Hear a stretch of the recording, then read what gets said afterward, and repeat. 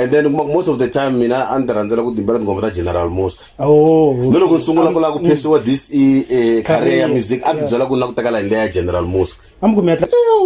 Yeah.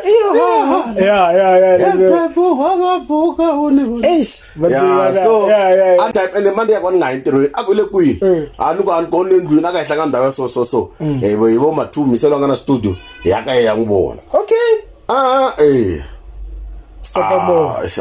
Tata ximovha xa mina xi phusha a na phusha futa phusha xi duma ni vana ka miselo ka ni n'wi teka munhu un'wana lava ku n'wi khensa ku ri nkulukumba n'wana Riphet Xikwambani na yena is one of those people ya huma kwale kaya i munhu un'wana ni yena a nga nghenisa xandla ngopfu ka ku va no humesa album leyi nga humesa last year ya so va sala va ni support in such a way ku ni swi feel ku I'm doing something. Wow. So I need to carry on. Shout out to Riphet. Yeah, like I'm a good man.